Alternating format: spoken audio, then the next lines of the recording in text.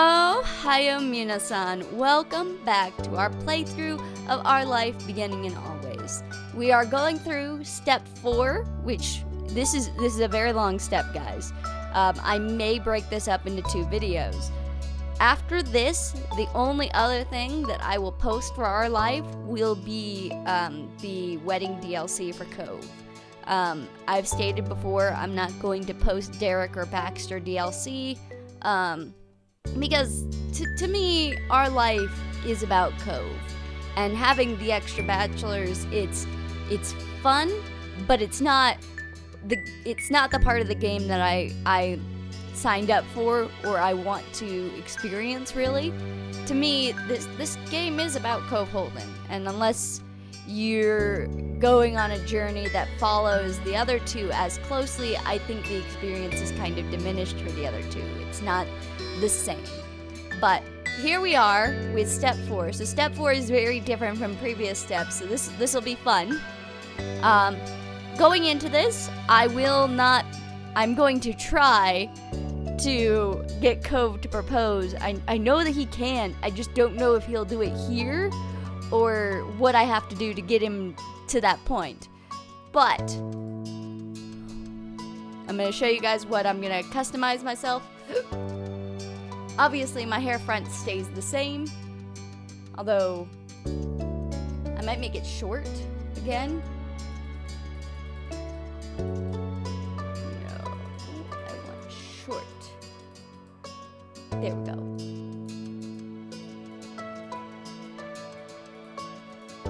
There we go. And then the back of the hair. We're an adult now. Should we have a braid? No.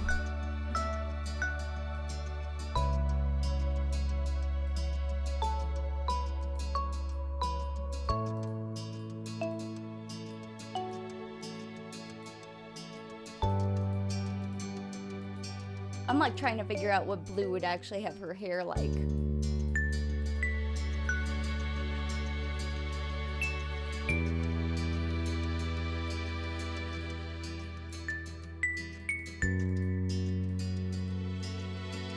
I think the bun is probably the best.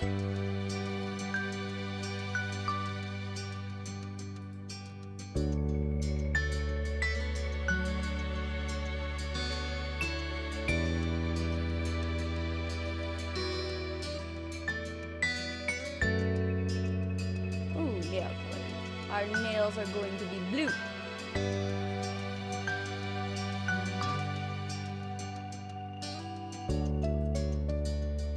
Jewels, and we'll have a tattoo on our arm, I think.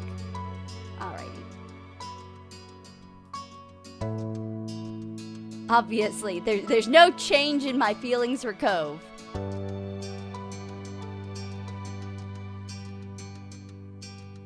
And I'm going to let Cove's looks be a surprise for you guys. So hold on one second.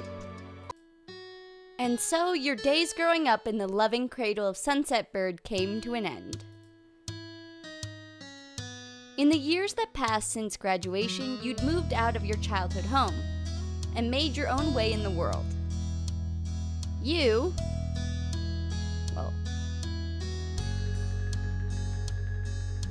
lived with Cove, his fish, and the pet you picked. I wish they would actually let me pick a pet so that they could like put the pet in there. But just saying pet is weird. And you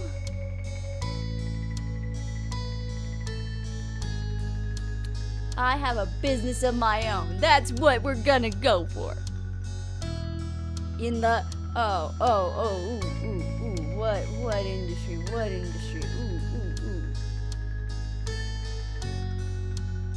Sports? Movie? Fashion?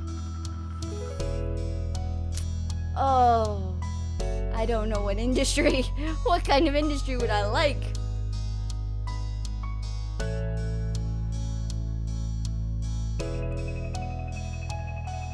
Let's go with TV and movie. Your family members went through the same kinds of leaps into independence. Liz and Lee both eventually earned degrees and started fantastic careers in new towns.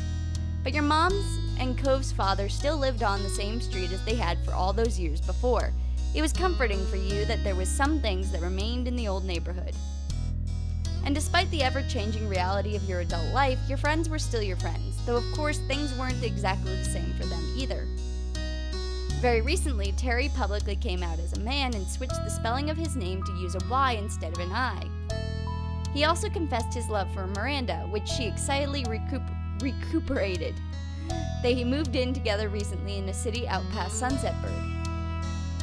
Derek was busy as always, but doing well. He always made an effort to keep in touch, and you even saw each other in person occasionally. One person who did disappear into the shuffle of memories inside your mind was Baxter. After his vacation in Sunset Bird one year, he was just gone, which makes no sense because you had a cell phone. You had his number. What the hell, Blue? Also, he has to appear at the wedding DLC, so I'm wanting to know how you get back in contact with him. Is it gonna be like Shiloh where you just say, oh, we ran into him? That was a loss, you felt. He had become someone you considered a friend during those days. And then there was what became of the sad little boy you grew up with, Cove Holden. Your deep affection for him was something that continued to last unabated over the years. I want him to be my fiance, but I want to actually have that moment where he gets the right, where he actually says it. So we're gonna do it this one. He truly thrived in his continued efforts of cultivating loving and supportive relationships with his family and friends. You couldn't say his personality had changed exactly. Instead, it became more refined. Cove was warm, inviting, considerate man who took the lessons he learned over the years to treat people around him with patience and understanding. When Cove eventually developed a picture of a future he wanted to have as an adult, you could see where he was coming from based on his past interests. Cove got a 2-year degree. After that, he began working full-time at Orca, helping educate the public on ocean conservation and participating in shore restoration efforts.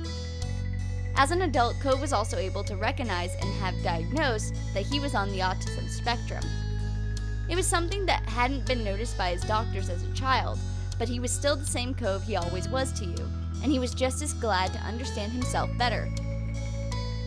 It thrilled you to see how happy and successful he'd grown up to be. On the whole, life continued its steady beat forward, and you all went with it down the paths you chose. It was strange and wonderful. But no matter how old you got, how far you roamed, or how long you were away, the home you had in Sunset Bird still called you back eventually. The car rumbled down the highway. You started to zone out when a truck in the left lane loudly zoomed past. Your driver didn't remark on it. Just like anything else this trip, you went back to staring out the window, letting the scenery pass you by. You did appreciate the spacious back seat of your ride. You hadn't known exactly when you were coming in, so you had decided to use a ride app rather than ask your moms to pick you up.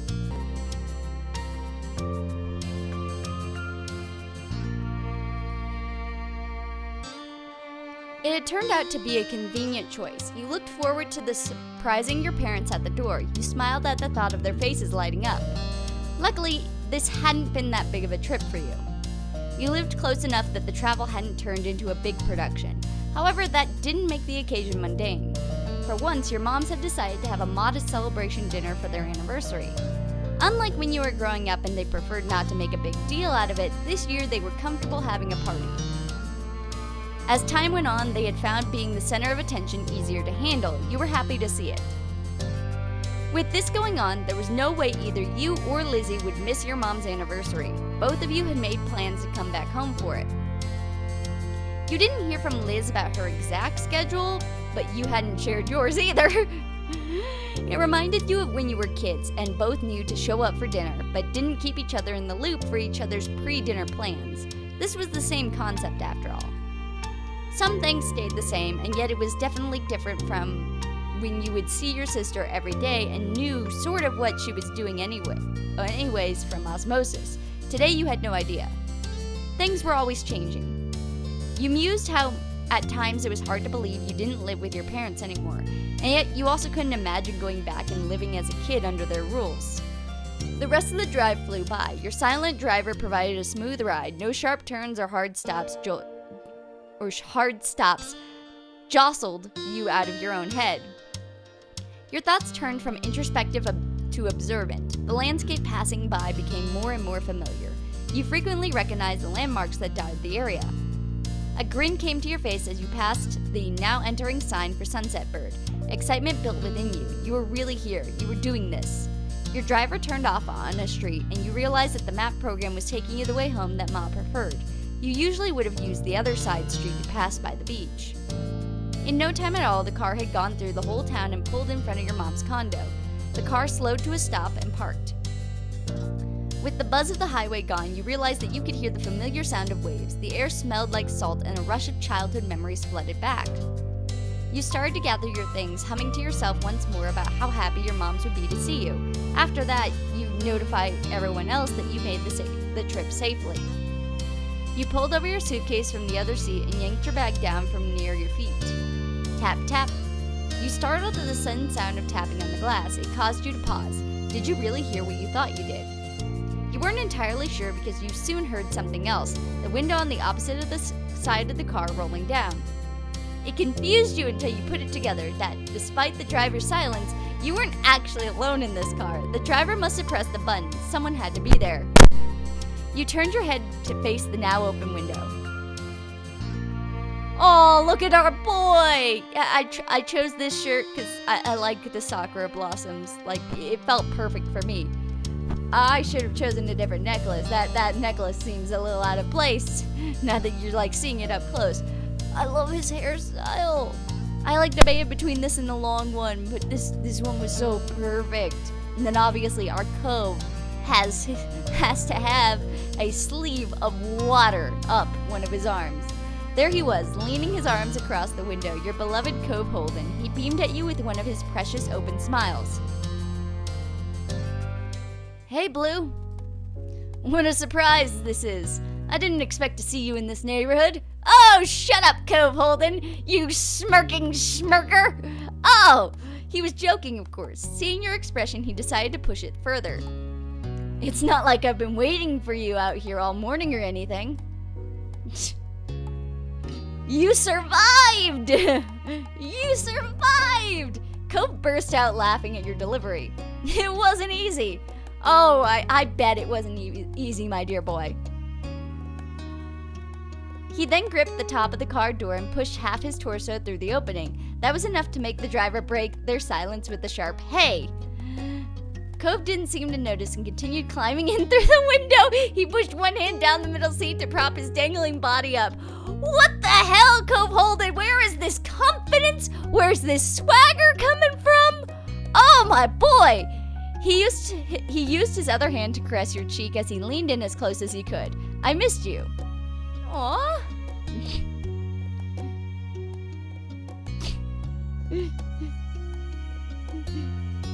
You stretched your hand out and gave him a solid, friendly flick on the bridge of his nose. Hey! He gasped indignantly. But even then, he couldn't cover his smile with a faked affront. Okay, now get out of the crazy window. Oh no, I really should have expected this, you and your windows. I promise this was unplanned. I know, still doesn't make a difference. Look at that smile. Look at that face. He's so big. Oh, he's so perfect. Oh, Cove's smile turned awkward as his arms started to bend lower, causing his body to slide downwards with it. He turned his head to the driver. Sorry. I'm always causing trouble in this neighborhood. Why, Cove? Cove shifted around some more and squirmed back out the way he came.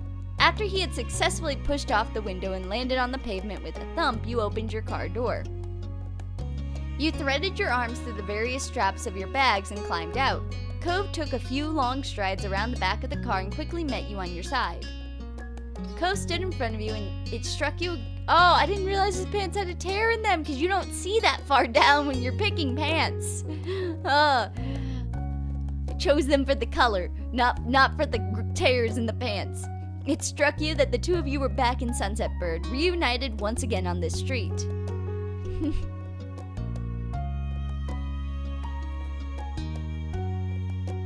I'm putting my luggage down first. I'm not a stupid person. You dropped your bags on the paved road and got a bounding start to leap into Cove. He caught you unsurprised by your action. When you were situated, he leaned back on the balls of his heels and fully lifted you off the ground. His goofy grin let you know just how much he was enjoying your enthusiastic embrace. With one last swing, he let you back down. You were really ecstatic to be around him again and absolutely thrilled that it was here in this town where you were both together. Even if it had only been a short time since you had seen him off, you had still missed Cove greatly. It somehow felt a lot longer. Given your different schedules and travel availabilities, it had worked out better for Cove to head to Sunset Bird first. He only arrived the evening before, however, and secured the hotel room. Until now, you never had to deal with that inconvenience of being in a tourist-heavy area. It was a fight to get a place to stay close enough by the heat of the summer vacation season. Living without him at your place was strange. Cove was basically a part of you at this point. You were glad to feel whole again.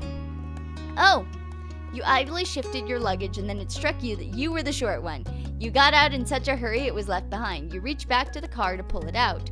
Cove stood aside as you made a dash for the door. You shouldered the small bag and felt relief that you would be able to brush your teeth tonight. Got everything this time? You stood up straight, everything truly gathered up and out of the car. You gave the back seat one last glance and then nodded. Cove shut the car door after you had moved out of the way. The two of you stepped off the street to give the driver some room. Cove waved. Sorry again. Oh, look at that smile. Oh, my boy. The driver said nothing and drove off. With the road clear, you let your gaze drift across the neighborhood that you had known forever. It was such a small place to spend so many days. You were flooded with memories of going up and down this street during every stage of your life. Being a little kid following your big sister to the playground, becoming a teen and staying out later, and growing into an adult who left their parents' house behind to be independent. You could feel the summer sun on your skin from all the times you headed out to the beach. You saw the same surroundings that you as a young adult did when leaving home. It was hard to quantify the amount of history you had here. And now you were back. Despite taking the neighborhood again, you never lost awareness of Cove's presence. From the corner of your eye, seeing him there was a very familiar sight as well. So many of your memories included him. So your mind drifted from the neighborhood itself to the person who used to live there. You couldn't help the feeling of nostalgia. You still remembered his face, his voice, the scar on his arm from days long gone. He had changed so much since you first met him, yet even with those changes, he was always recognizable. He was familiar like the sky was, in a way you knew the sea. Every day may appear different, but they are still an inextricable part of life. It was the world, with help from Mr. Holden and his ill-thought $20 bill, that brought you together to begin with, but the two of you had chosen each other. You had never let your interactions fade. You had decided to nurture your relationship into what it is. And you would continue to keep Cove close all the rest of your adult years. Cove was the partner you'd wanted for life. You couldn't be more grateful to call him your boyfriend. It would be impossible to imagine life without him. Cove noticed you staring at him after a while and smiled with his eyebrows rising in curiosity. He was very transparent in his question if there was something you wanted to say. You shook your head and returned him a soft expression. You let yourself get carried away in a tide of memories, but now it was time to focus on the present. No time like now. Let's go see my mom's. Cove nodded and then pointed at all your luggage bundled around your legs. Can I help you with any of that? Yes, thank you. Yeah, thank you. Please, take a bag or two. You gratefully passed him a bag, and it was a lot easier to balance everything with that out of the way. I am just not reading correctly today. He used both hands to take a hold of the one piece of luggage and stood tall, pleased to be able to provide his assistance. The bag situation resolved, the two of you strolled over to the Flame residence door. You started to pat your pockets instinctively, only to realize that you no longer carried a key to the house. Your eyes scanned the entryway, a little lost, only to spy the doorbell. The thought of having to ring it felt super weird. Oh, it totally does. Like, I can't imagine, because I still have a key to my mother's house, and I have to use it constantly because she just never answers the door. But not having a key to the house is weird. I even have a key to my grandparents' house. As you pressed the inconveniently placed button on the side wall, you remembered that no matter how much this place would always be home to you, it wasn't where you lived. Being back here was like putting on a uniform after you quit the store where it came from. It had remained the same, but your circumstances had changed. Cove shifted on his feet awkwardly, obviously also thrown about you being stuck out here keyless. You're just thrown because you're not coming in through the window, my boy. You want to come in through the window, Cove. You heard muffled voices and shuffling around from inside. Your heartbeat sped up in anticipation. The door swung open and there was your mom's smiling face. She immediately brightened at seeing you standing there. Well, well, well. Mom twisted her head back and gave a shout down the hall. Lonnie, guess who's here? There were more distant noises. No doubt Ma was getting up from wherever she was to come see. Her high-spirited words rang out clearly. I hope it's one of my children. Mom snickered, still holding the door only half open to hide you for a little longer. Cove flushed as if suddenly realizing that he was going to be present for your mom's enthusiastic welcoming of you. You smiled to reassure him that he wasn't intruding. He was basically family after all. Cove Holden, you need to propose to me, my man. Oh, not what I meant to do. Ma finally reached the door and peered over Mom's shoulder. It is! Hello, Blue! She gave you a once-over, patting the top of your shoulders and moving down the sides of your arm before she noticed in satisfaction that you were in one piece. How sweet. This is a wonderful surprise. Ma inclined her head to Cove next, not leaving him out either. Hello, sweetie. You count as one of my kids at this point anyway. I have double the surprise today. Yeah. Oh, Cove, are you not figuring this out, that you're a part of the family? You grinned at your parents and laughed. You missed their presence so much. Cove bashfully waved at them. He hadn't relaxed fully, but he had settled down at their welcome. Well, don't just stand out there. Come on in. Your mom moved aside and held the door open for you, gesturing you to enter. You stepped into the living room. It was comfortable and cool. Cove was half asleep, was half a step behind you, his eyes on a new painting your mom's must have added since the last time you were here. Things were mostly the same, but there were more decorations since you had seen the house last. Mom may have gotten the urge for some interior design again. It struck you how odd it was to be the guest, only observing their choices for the living space here, rather than a full-time occupant. Ma came up in front of you, excitement in her eyes. I'm so glad you're here. That's fine. You know your mom and I would have been happy to pick you up, but you're self-sufficient and responsible. That's okay. What matters is that you arrived safely. Mom appeared at her side with a nod. Welcome back, kiddos. You appreciated that your parents respected you as an adult, even if Mom still called you kiddo. You figured long ago that you'd always be her kiddo, no matter how grown you became. It was a part of the whole parent-child deal with her. We're gonna hug. You took another step forward and pulled Mom and Ma into a great big hug, squeezing them tight. Their arms wrapped around you in return, and you could feel their love for you in their embrace. I thought you deserved a little break after everything I put you through. You know, when growing up and all, it seemed best to let you off the hook for at least one thing. Your joke made Ma shake her head. We're always happy to have you, Blue. Plus, there's some things you can never recover from, no matter how much time you get. It's always nice when I'm able to come by. Your mom's giggled, pleased. So how's it been? I hope you've been good, getting enough excitement and all that. Speaking of exciting things, your anniversary dinner, is everything all set for that? No problem. We're happy to help if there's something we can do. We've been plenty fine, but it's been a little quiet. But that's not a bad thing.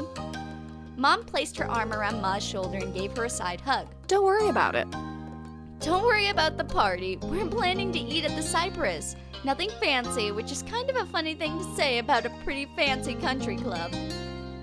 The biggest issue has been making sure everyone can make it make it for the day. Speaking of which, Liz will be arriving tonight. We're planning on picking her up later. I guess Liz isn't as grown up as Blue. Ha-ha! I'd be my older sister in being grown up. Mom snickered at her own joke, and Ma lightly elbowed her with a barely hidden grin. Shush. As I was saying, we could drop you off wherever you're staying if you don't mind waiting for that. I'm sorry there's not space for you in the house. It's gotten crowded in those old rooms since you and Liz move out. I don't know where all this stuff keeps coming from. Sure you don't, Pamela. It's okay, Cove already has a hotel room I'm going to be staying in anyway. Cove sent you some pictures of the place when he arrived. Stylish and roomy, it seemed very nice. It's a single? We've gotten past that point? He claimed that the bed was comfortable, so you had high hopes about that, though mostly you were looking forward to having him next to you as you slept once again. Your mom smiled, relieved. Kyra's already here, isn't she? She directed her question at Cove. He bobbed his head a bit to go along with his reply. Yeah, I heard she made it. She's gonna be staying with Dad while she's in town. Oh? Have you gone over and said hello yet? No, we haven't. We'll go over in a minute to introduce ourselves to Mom 3. Cove chuckled self-consciously, and this time he shook his head. You raised an eyebrow, since you had figured he would have taken the chance while waiting for you. Not yet. I should probably go do that now. I just wanted Blue to be there, too. He caught your eyes with an adoring smile. Mom laughed at that, no doubt thinking that Cove was sweet but ridiculous. How nice. It's nice to know your priorities. Yeah? Cove awkwardly rubbed his arm and shifted on his feet, looking all too much like he did as a kid. So? Blue, do you want to go over to my house now? That's a good idea. We won't be leaving until late evening. Yeah, let's go for it. I feel like I keep confusing voices for both the moms. And Kyra is the only one I know the voice I'm using for Kyra. Ugh. We'll keep an eye on your things while you're out. There's no reason to be carrying all that around. You set down your bags in the living room and tucked into a corner where they wouldn't be in the way. Cove helped. Your moms waved the two of you off as you walked back to the entranceway. Thanks, see you soon. You waved back and opened the front door for Cove. With that, you were on your way to see Cove's family next. The trip put a special little pep in Cove's step as you crossed the street to his dad's house together. Your spirits were equally high. Doing this, you felt like a teen again. You had known Cove's parents for a long time now. When it came to what you called his dad, we'll be on a first name basis. I want to call you just Dad, but apparently we have to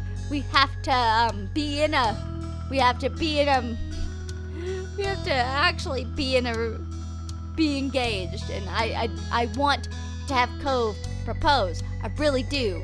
And I'm told it can happen here, and I just don't know if we'll get that or not.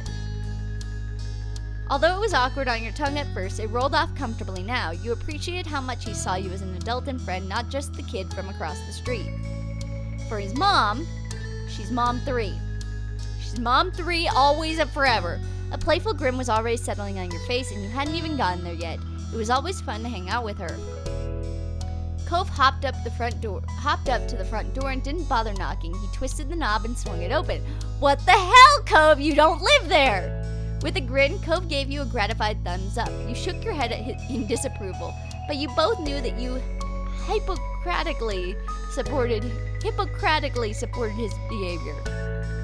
Your dad is lucky we aren't criminals. He brushed your comment aside and went right into his old home. Cliff was there, standing in his kitchen and babysitting a pan on the stove. His head turned at the sound of footsteps, and he brightened instantly at the sight of you both. Cove matched his enthusiasm instantly. Oh my goodness! Look at the shirts!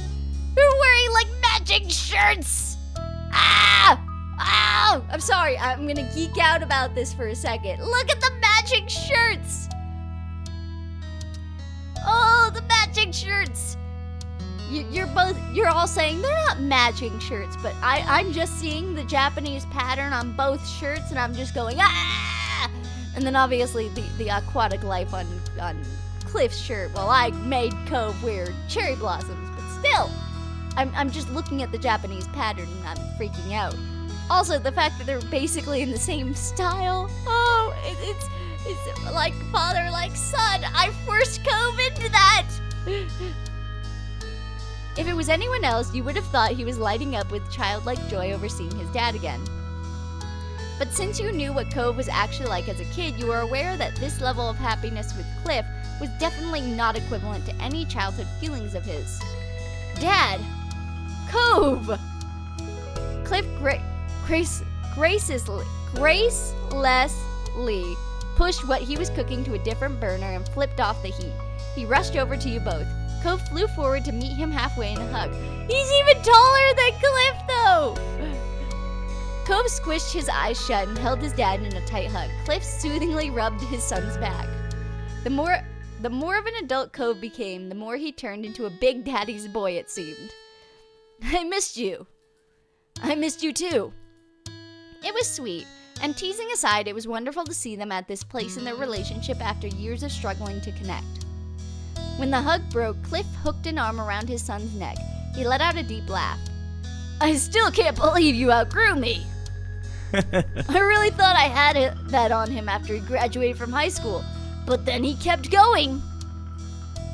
Chuckling, he shook his fist in mock anger. Cove ducked his head and laughed in kind. Sorry, Dad. Cove's cheeks turned pink and he averted his eyes. He was becoming bashful, so you knew he had more he wanted to say. Cove softly added, But I was raised really well. Aw, Cove! His dad's expression instantly crumbled with emotion. He sniffled. Cove put an arm around him too and tugged him into a side hug. You observed their little reunion fondly, happy to let them enjoy their moment. They were a perfect pair of sentimentality. Cliff eventually turned his attention to you. Hey. Hey, Blue. So great to see you. He pulled away from Cove and approached you with a little wave. He was back to his cheery self. I missed you, Cliff. Hi, Cliff. It's nice to see you. We're gonna give him a hug. He's basically our dad at this point. We're hugging. You went to him with your arms extended and a silent, is this okay question in your eyes. Cliff pulled you into a big hug without a second thought. There was a quiet sniffle. I miss seeing your face around here. Thank you. Cliff cleared his throat. Pulling attention to himself, he crossed his arms. But before we get too carried away, it's not a real reunion yet. Kyra's still in the guest suite. I'll go get her. He eagerly bolted down the hall and you could hear every step he took. It ended with a distinct knock. Kyra, they're here! It was only seconds before there was a sound of a door being yanked open. The pounding of feet hitting the wood floor grew even louder this time. My baby! She's so pretty and cute! Next to you, Cove let out a nervous laugh. His parents entered the living room and Kyra stretched her arms wide when she spotted you both. Cove went to her easily. We're gonna go in for the hug too. She pulled you tightly into her arms with Cove. You were squished but felt every bit of love that Kyra held in her heart for you both. Cove wrapped his free arm around her too. He rested his head on top of hers and let out a happy sigh. After a moment, Kyra let go and pulled back to get a better look at your faces. She surveyed every inch of them and appeared satisfied. You're both looking well! It's wonderful! And just what I like to see. Thanks. Thanks. And hi, Mom. You look great too, Mom 3. One day soon, I'll let you in on my secrets. Kyra winked, and you had zero doubts that she had precious knowledge to looking your best. She was stunning every time you saw her. I'd be honored. So, you put your hands on your hips, your gaze sliding from one to the other. How have you both been doing since I last saw you? Any good stories? Kyra gave a nod for Cliff to go first. Cheerfully, he waved a hand. No worries. Oh, same old, same old. Still got the shop, still got my friends and family, of course.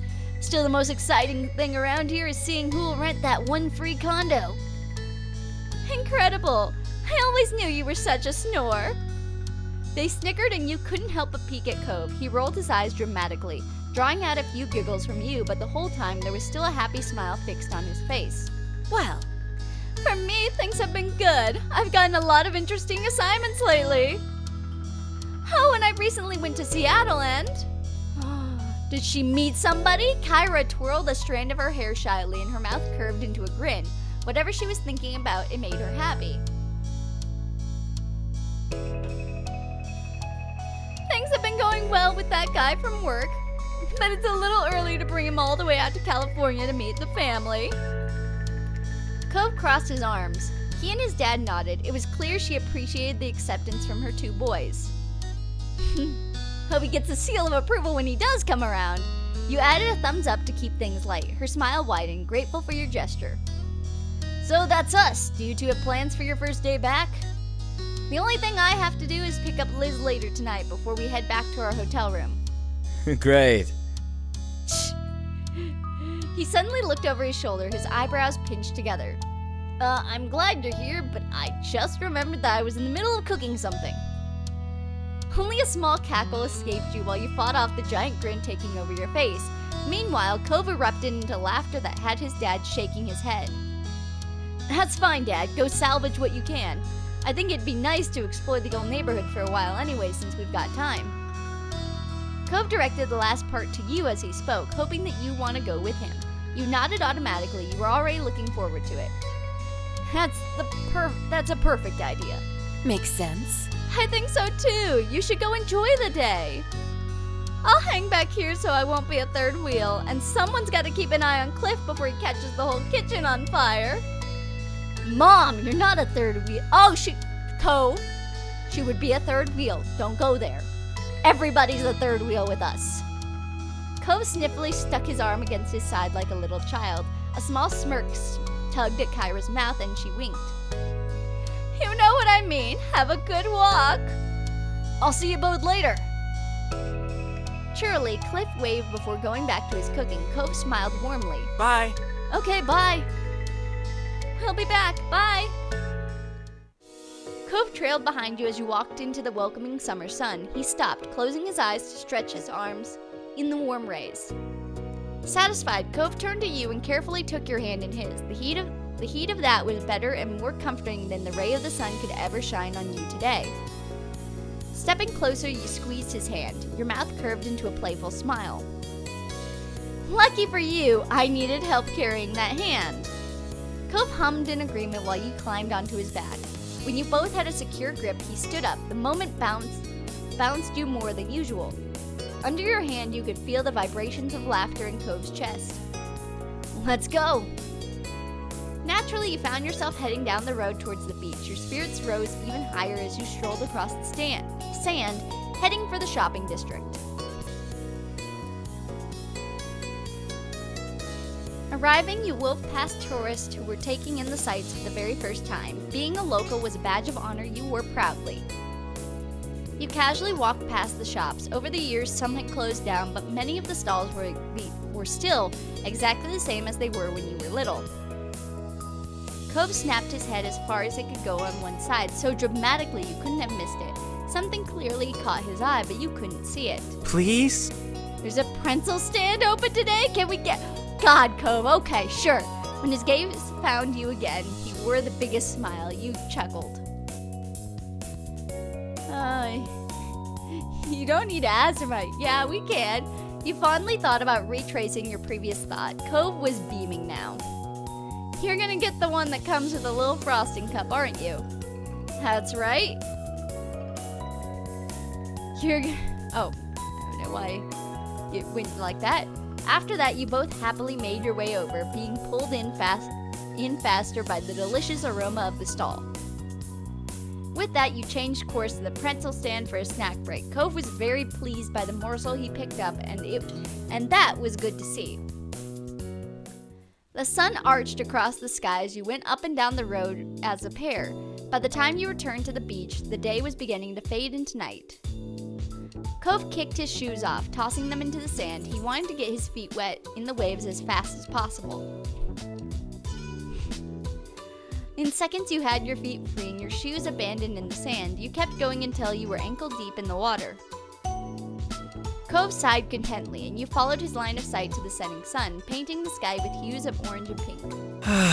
It really feels like summer now. He wore a bent smile when he turned to you. The light illuminated like a halo behind him, and the sight took your breath away.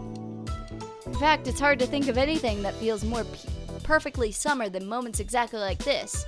Being here at sunset in Sunset Bird with you. Aw, Cove. I'm so glad we were able to come visit. I do like our living situation now over just being neighbors. But still. Agreeing with Cove, you made an okay sign with one hand. You felt your heart fluttering your chest. Your smile quickly stretched ear to ear.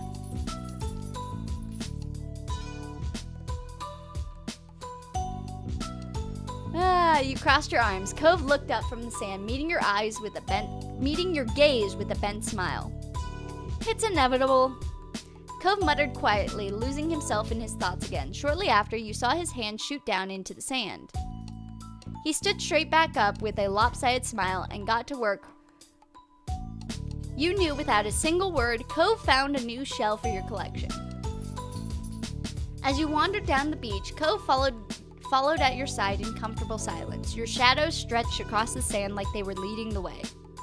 The only noise you could hear was from the soft footfalls of your feet and the waves gently rocking onto the shore. For a moment in time, it felt like there were only the two of you in your own little world. Eventually, the bubble popped when you realized your phone was going off. It was Ma, hoping that you were going to be back soon. Curious, Cove's eyes slid down to your phone. You let your hand fall back down to your side. You held the phone pressed against the palm of your hand. This is actually going to be where we end it, because we're getting over 40 minutes. Wait. Yeah. So, thank you all for joining me on another episode of Our Life, Beginning and Always. I hope by the time we get to the wedding DLC, I will draw a picture of this Cove with us to add to this lovely collection I have here. And I hope it looks really good. I enjoyed drawing all these, and this will be even more fun. And somebody's not happy. Anyway, guys, thank you so much for joining me. I'll catch you on the flip side. Bye, everybody.